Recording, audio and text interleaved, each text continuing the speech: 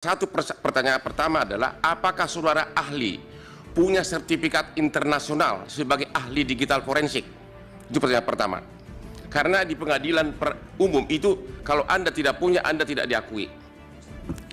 Saya coba mengklarifikasi yang mulia, bahwa saya katakan saya tidak melakukan digital forensik atau audit forensik.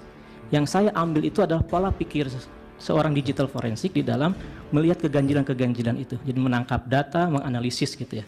Seperti itu yang mulia. Bukan audit ya? Ya, bukan. Asumsi doang berarti, asumsi majelis ya, makasih. Yang kedua, salah satu syarat mutlak agar digital forensik sah adalah account tersebut, aplikasi tersebut harus dikasih secara utuh kepada ahli, kemudian diaudit, kemudian ada istilahnya itu di-celebrate. SKKPU nomor 360 yang jadikan gugatan atau objek sengketa di sini ini berdasar dari yang berjenjang itu atau dari Sirekap? Terima kasih. Dari pihak terkait silakan. Saudara Hotman yang akan bertanya. Silakan Pak Hotman. Saudara ahli, dalam praktek sampai Mahkamah Agung, agar audit dari ahli digital forensik memenuhi syarat, diperlukan berbagai persyaratan. Salah satu contoh kasus terbesar akhir-akhir ini adalah kasus narkoba Jenderal Teddy Minahasa, di mana saya sebagai salah satu kuasa hukumnya. Pada waktu itu ada 2 ahli digital forensik. Salah satu pertanyaan pertama adalah, apakah saudara ahli punya sertifikat internasional sebagai ahli digital forensik? Itu pertanyaan pertama.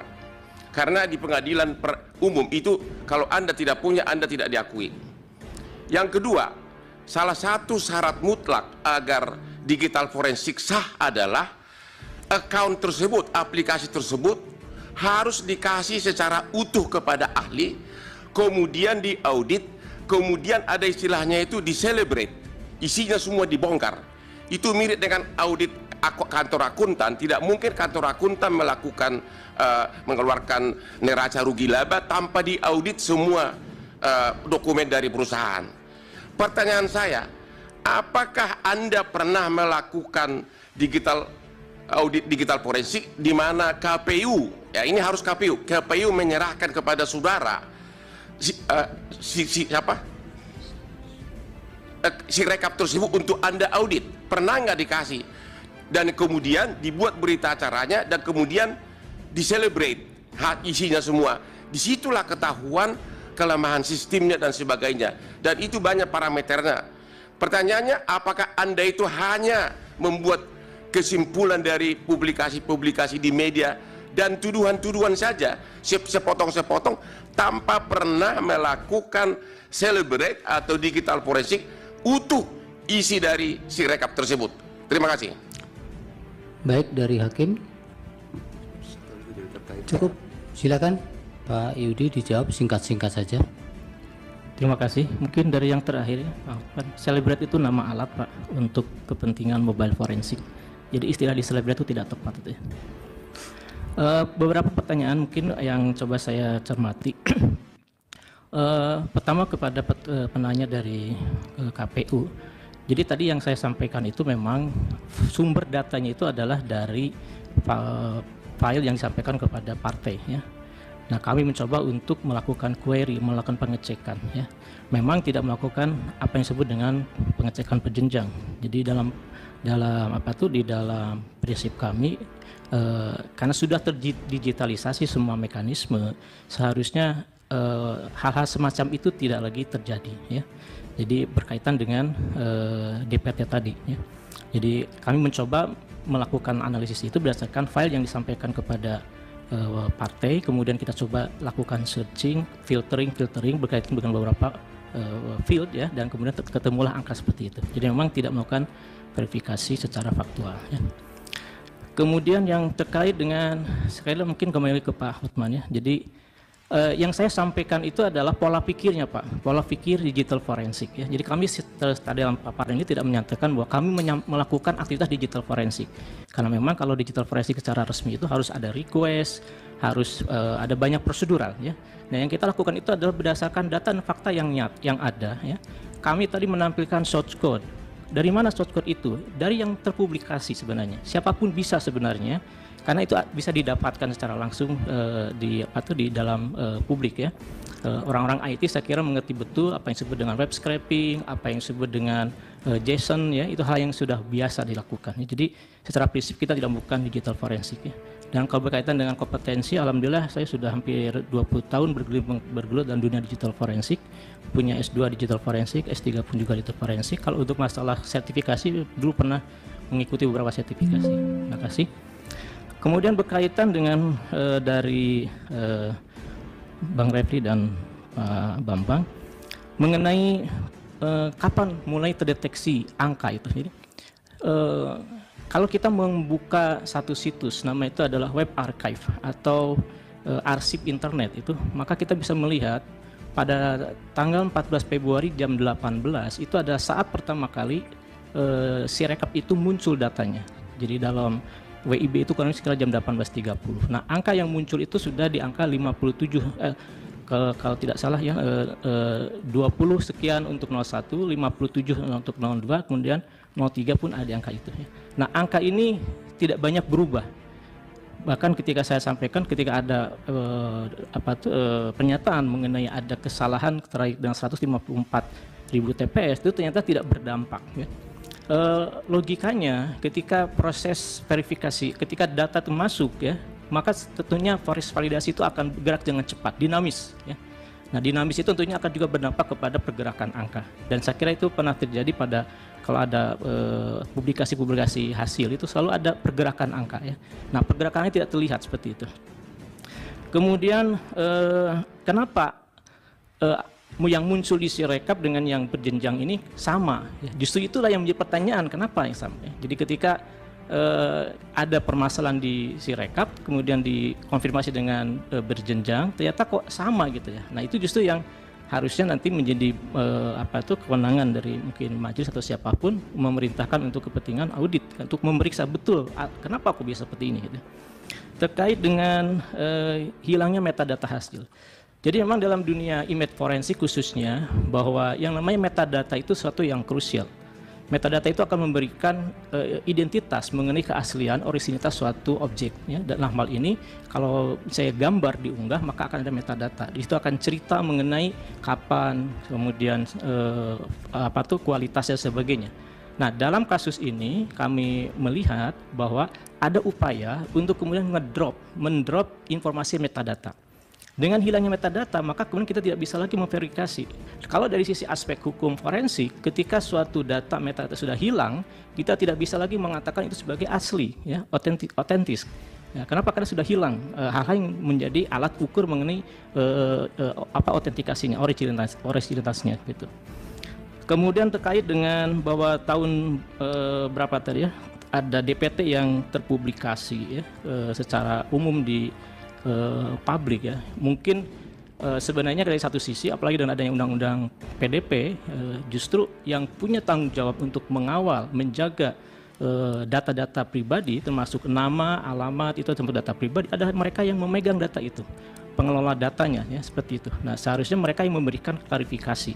Jadi ketika tidak ada klarifikasi tentunya itu menjadi suatu pertanyaan kenapa tidak diklarifikasi gitu.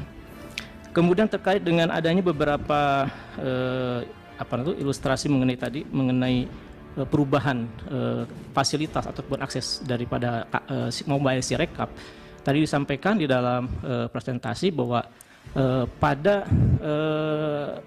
tahap awal yaitu staging ya. Staging itu ada sebuah istilah di dalam pengembangan aplikasi, yaitu tahap untuk konfirmasi desain, konfirmasi segala sesuatunya, dan saat itu tidak ada masalah. Waktu itu kita melihat saat staging ini satu akun KPPS itu satu device ya, seperti itu. Tetapi ketika kemudian muncul versi berikutnya, ada beberapa versi update itu khususnya pada versi 241 itu kita coba lakukan lagi reverse engineering ya. Jadi kami sampaikan reverse engineering itu adalah sebuah proses untuk kita mencoba mengambil source code yang ada, kemudian kita melihat bagaimana cara kerjanya untuk kepentingan mempelajari prosesnya. Nah, kita menemukan ada beberapa code yang ternyata setelah kita coba terjemahkan code itu bermakna menghilangkan, bermakna memberikan fasilitas kepada satu KPPS untuk bisa juga login di beberapa device dan di beberapa wilayah gitu. Itu mungkin yang terjadi.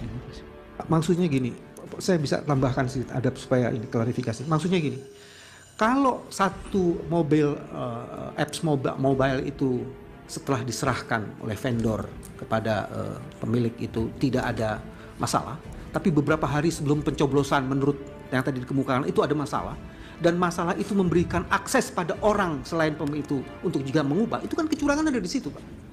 Apakah pengubahan itu yang tidak diketahui dari source yang tadi bisa menyebabkan terjadinya perubahan yang mulia angka-angka itu? Saya kira itu dia memberikan suatu kesimpulan terhadap. No, ini pertanyaan bukan kesimpulan. Pak Bambang ya, Pak Bambang tidak menambahkan tapi menjelaskan pertanyaan sebelumnya ya, pertanyaan kan. sebelumnya. Tidak sudah jelas, Pak Yudi sudah jelas. Ya, jawab, Pak. Ya, penjelasan saya itu tadi bahwa ujungnya itu adalah potensi ataupun bisa menjadi sarana terfasilitasinya kecurangan. Ya, jadi adanya perubahan-perubahan itu menjadi sebuah sarana untuk terfasilitasinya suatu kecurangan seperti itu. Baik, bisa dipadatkan Pak yang belum dari KPU. Satu, ada mau diizin majelis? Hotman Paris mau diizin? Ada yang tadi belum terjawab pertanyaan ya, kami. nanti di terakhir mungkin akan ditambahkan. Oke. Silakan Pak. Dari pemohon sudah selesai atau? Sudah, saya kira silakan ke KPU sudah. Sudah yang mulia. Dasar bahwa yang dijadikan kajian Bapak itu Sirekap atau yang 360 belum tadi? SK 360. Ya, artinya kami melihat bahwa pernyataan mengenai Sirekap sebagai alat bantu jenjang itu sebenarnya dari aspek teknis itu adalah sebuah alat utama sebenarnya. Nah, sementara kalau kemudian di pernyataan bahwa itu sebagai alat hitung berjenjang itu adalah untuk kepentingan hasil akhir ya. Tapi yang kami coba angkat isu ini adalah bahwa seharusnya Sirekap itu sebagai alat bantu utama untuk perhitungan ya. Jadi data utama yang tersimpan itu dari 800 ribuan TPS itu ada di Sirekap itu ya. Seperti itu ya. Seharusnya dengan kualitas yang sesungguhnya yang handal itu semuanya bisa tercetak di situ ya. Kalau mau verifikasi di situ, kalau mau validasi ada di situ semuanya gitu. Baik, Pak Otman yang mana yang boleh jawab? Izin majelis ya. Termohon. Iya. Pertanyaan kami bukan itu. Pertanyaan kami adalah. Iya, bisa jawab itu, biar dijawab itu. Oh baiklah, karena tahunya cuma itu. Ya, jangan dianggap tidak tahu yang ditanyakan. Tidak, baik yang Pak Otman apa yang Pak Otman yang belum tadi hasil audit saudara kan untuk dipakai sebagai alat bukti yang sah di pengadilan, dan Anda tadi mengatakan memang persyaratan formal untuk itu belum dipenuhi, yaitu ada request dan pemilik account harus ngaji secara sukarela. Tolong dikonfirmasi bahwa memang secara formal persyaratan hasil audit saudara itu bukan untuk secara resmi, belum memenuhi syarat untuk dijadikan sebagai bukti resmi di pengadilan, tapi hanya sepihak dari Anda sendiri. Saya coba mengklarifikasi yang mulia bahwa saya katakan saya tidak melakukan digital forensik atau audit forensik. Yang saya ambil itu adalah pola pikir seorang digital forensik di dalam melihat keganjilan-keganjilan itu. Jadi menangkap data, menganalisis gitu ya. Seperti itu yang mulia. Bukan audit ya? Ya, bukan. Asumsi doang berarti asumsi majelis ya, makasih.